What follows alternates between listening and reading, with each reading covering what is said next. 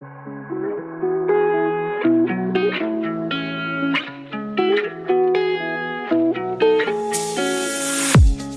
listening to an AINC original podcast.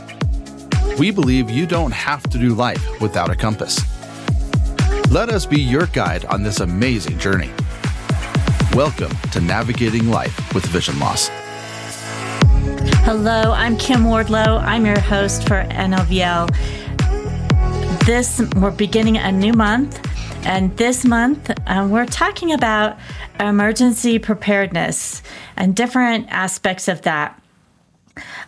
So both within your home, outside of your home, just trying to be as prepared as you can. There's always those unexpected things that happen, but to be prepared when it's possible.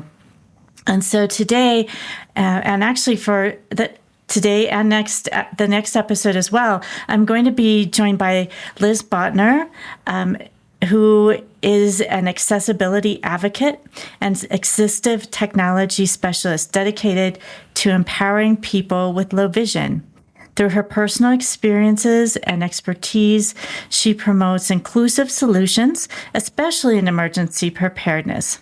Liz is known for her practical advice and commitment to helping others navigate life with greater confidence and independence. Liz, thanks so much for joining me today. Hello, thank you for having me.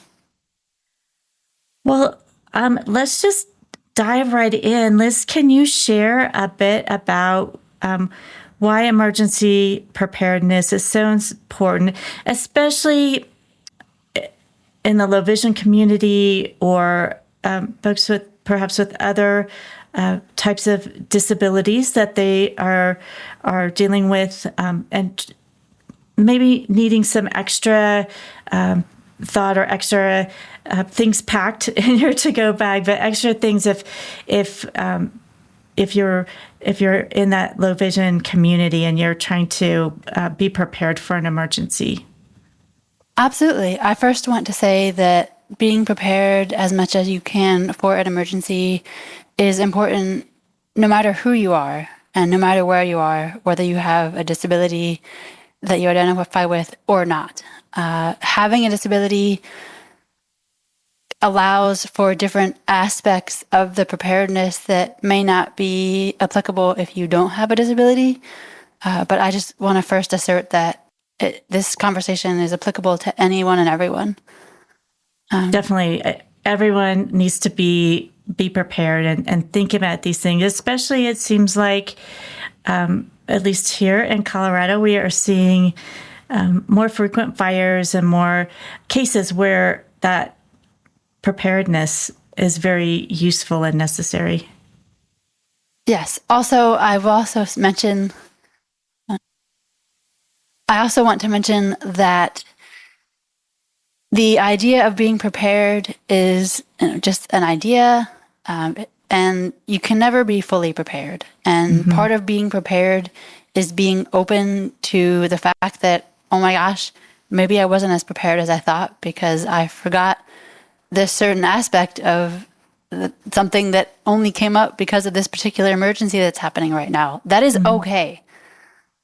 But there are definitely things that we as people who identify as blind or who have low vision, there are definitely things that we need to take into consideration. And some of those things are having different papers that we might need to take with us, whether it's lists of doctors' offices or medications in an accessible format, whether that's in print, large print, braille, on a digital recorder, on a voice memo on your phone, something that we can just quickly access and have with us. And just even having an extra battery, or maybe more than one extra battery in your go bag, because as people who identify as having vision loss, technology is usually a really important thing that we need to function in everyday life. And so having extra battery chargers for the emergency situations is definitely a helpful thing. Definitely. Do you remember the first time you needed to use your emergency preparedness kit, or maybe you realized, wow, I wish I had a emergency preparedness kit because I need to evacuate, or you were dealing with an emergency? There have definitely been times when I have been stranded out in the elements because of rideshare denials.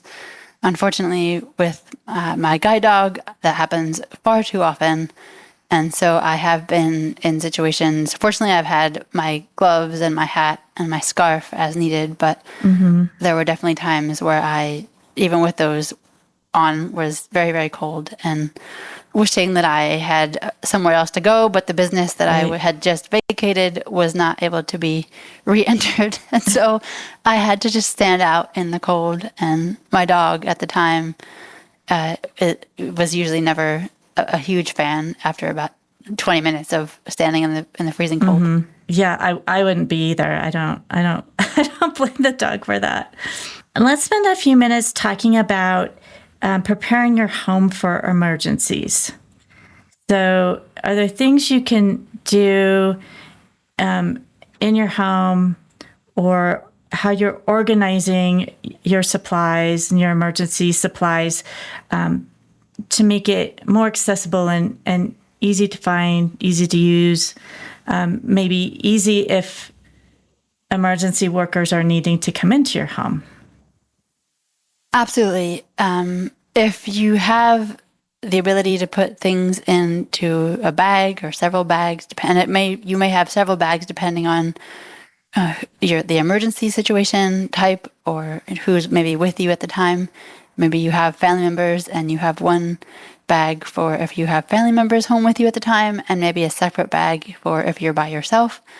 And so having things in one area that you can quickly access, and that if emergency personnel need to come into your home, that they can quickly access, and making sure that you have on the handle of the bag or somewhere in the bag in the line of sight, as it were, on the top of it, maybe in addition to having a tag on the handle that maybe says your name and what the bag is, and having it in print and in Braille if that's what you if you read Braille, or even maybe you have a way to, with your smartphone, if you use something like the way around system, and you can put a label sticker on the tag that has your recorded label, so that you can, with your smartphone, look at that tag and know what it is.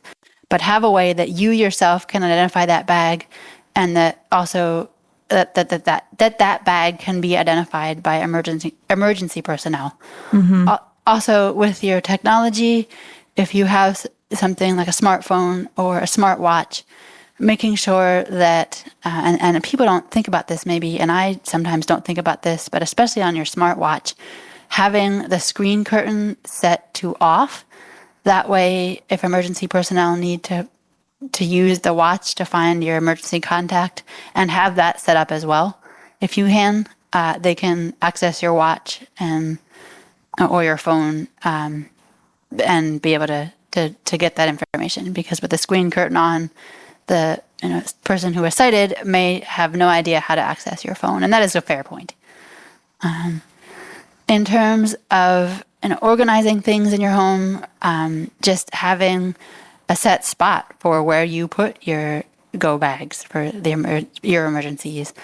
It's not necessarily a thing in your home that you can do, but having a set time every quarter possibly, or a set time that works for you to even go through the contents in your go bags and make sure that you don't have expired items, expired food, expired medications, things like that. That's also very important. Yeah, it's not just a one and done. It is not. You have to keep reviewing it. Yes. And the things that you might want to have in that bag could change over time as well. If you absolutely, and that is okay. Yes, but and you may find that you forgot something in your bag. That is also okay. Giving yourself grace is, I think, one of the most important things, ever. in any situation, but especially in an emergency situation. You won't think of everything, and that is okay. I think it's hard to think of everything. And sometimes you think of it in the moment, in the situation. You mentioned a few things earlier, like extra backup batteries, things like that folks should be sure to think about. Probably be sure that they're charged, preferably. Yes. Or at least one of them. Yeah. If and possible. Again, that takes work as well, right? Because you have to go and look at them every now and then to make sure they're charged. So don't just put your battery in there and think that, years, months down the line, it will hold its charge. It probably won't. Right. It's also useful to maybe have something that doesn't need a charge. They do have radios out there that you can use that have cranks, and you crank them and they have juice, and I don't actually know how they get the juice at the moment. I'm blanking on how that actually works, but I do know that is something that does exist, and it's for emergencies, so it's not relying on power. Right. Or maybe it's, and some of them, I'm sure probably there's solar panels involved as well. Like there's solar technology. Yeah, there probably are. I know we have one at home that has a crank on it. It's small, and we've had it for so long. And I'm not sure, I don't think we've ever had to use it in an emergency, but we do have it in case the electricity went out and we were trying to have access to the outside world. So yeah, sometimes that's a good thing to have. Yes. Yeah. I know we have, because my husband used to work for the telephone company. We actually still have, and we still have a landline because of that. And two, we still have a phone that's not one that's on a battery, that's like where you have several extensions and you need electricity for them to be charged and working. So we still have like one really old-fashioned phone. But that's my husband, thinking, well, but what if we have no electricity for a really long time? How will we communicate? So yeah, I don't know. We might not be able to reach anybody else because probably not very many people still have the old technology. But fortunately, a lot of businesses do, so you could reach those.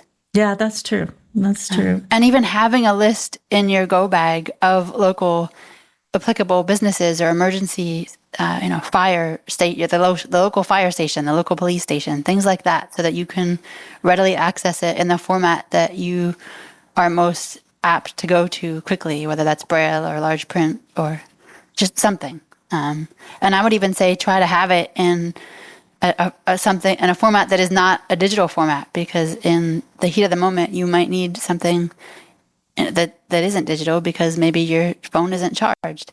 So, or having options if you have it electronically as well. But just and having a network of people. Even if you live on your own, and maybe don't know a lot of your neighbors that well, just having someone who you can call and get in touch with and say, this is happening right now, even if they can't do anything physically because they're not there in your geographic vicinity, they at least can be held accountable to know that where you are and if you're safe or not. And if you're not, they may be able to help you remotely to identify a plan to get from an unsafe situation to a safer situation. Mm-hmm. Are there other items that you would recommend folks put in their emergency bag? If you have guide dogs or pets, making sure that you have maybe one or two meals for them in your go bag. Maybe a favorite toy, something that's small enough that it's not going to be taking up that much room, but something that in a pinch would give them comfort in a stressful situation. I know we've mentioned medications, food, lists of important contacts or services that you use. Are there other things? I know I think people sometimes struggle with, well, what are the important things. You may you need your wallet, and if you have a passport, important documents. But just in terms of maybe a personal item or items, because you really don't want to take too much. You don't.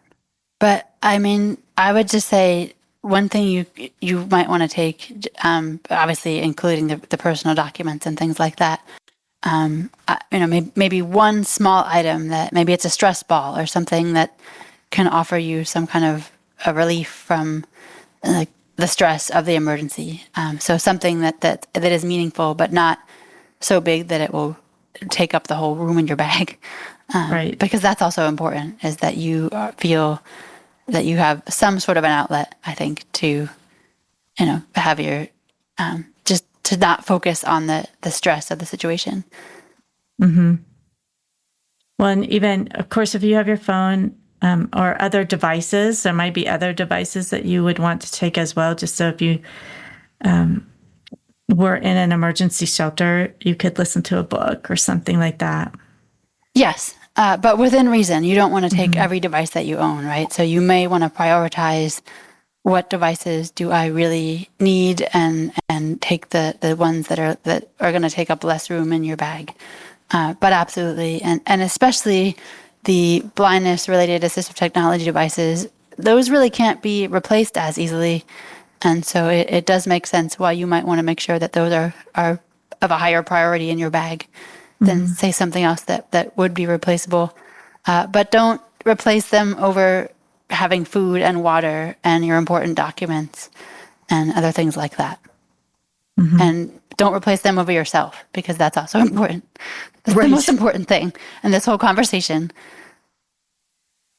And if you're checking your bag, say, quarterly, do you change items like a scarf and gloves or a raincoat, those types of things, to change those out? Because it seems you wouldn't want all those things all the time. If you were dealing with an emergency in the summertime, you may not be wanting your gloves and your heavier items for warmth.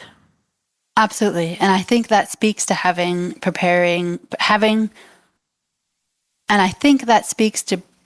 preparing different bags for emergencies, for different situations, weather being one of them. What would you recommend for someone who maybe they've just moved to a location recently and they don't have a circle of friendship or that support network built in place?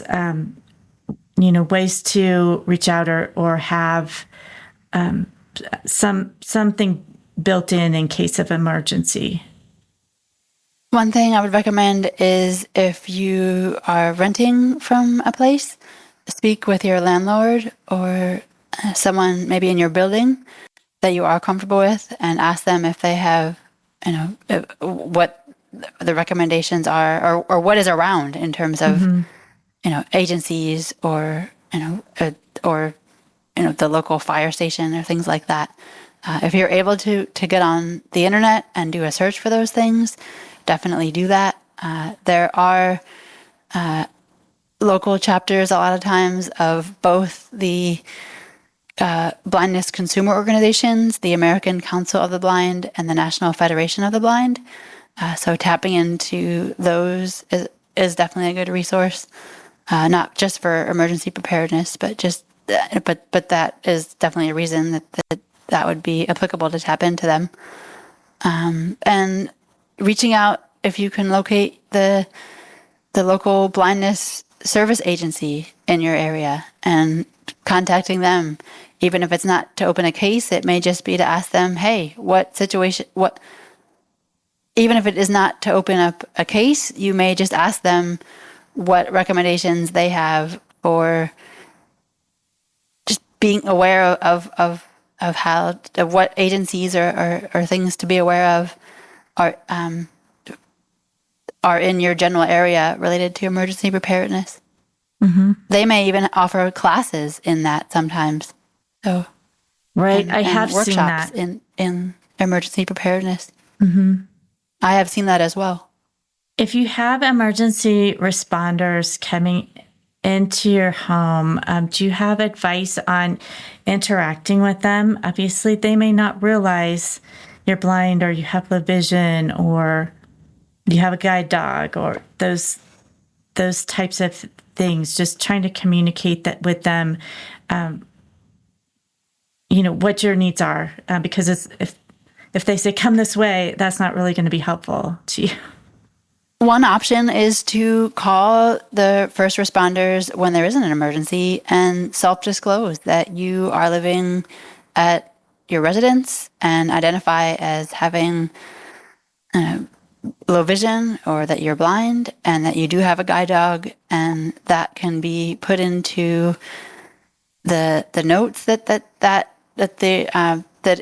will be pulled up when that location is seen on the dispatch screen, if a call needs to be placed from that location, and then there is that awareness before the responders even get to you. Yeah, I think that's such a good idea and important, because you definitely don't want to be separated from your guide dog or service animal in an emergency situation. You can also, if you do have a smartphone or a smartwatch or some sort of technology like that, you can put that information into your phone or your watch, so that when the emergency medical ID or whatever the equivalent might be called, and so the first responders will see notes like that when they look at your watch or your phone. Liz, is there anything else that you think of that you would like to recommend to our listeners? Is there, preparing, putting together a bag, putting together a plan, even maybe an evacuation plan from their home if there is a fire or something like that? Just taking the step and doing it and putting a plan together, whether that's you yourself doing it on your own or reaching out if you need help and finding the people that can help you do that. If you do live with family members, definitely, hopefully you can involve them, and reviewing that plan every so often and even on a consistent basis. And it's hoped that you never need it, but at least if you do need it, you will be familiar with what it is. And as I mentioned before, making sure that your go bags that you have, and yes, preparing them and making sure that they have updated items that aren't expired. That would make the emergency even worse. Right.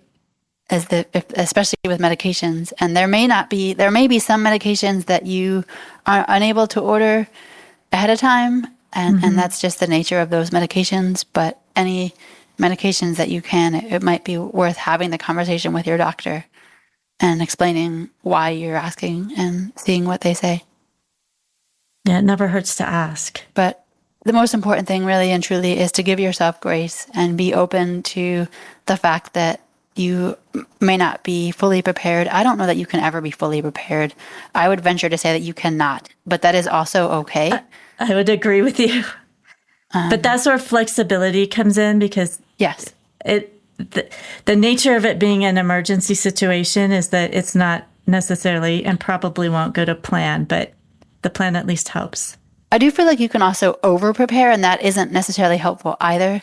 So it's striking a balance between making sure that you have the essential things and kind of thinking about it as if, okay, in an emergency situation, whatever it might be, what are the things that I absolutely would need?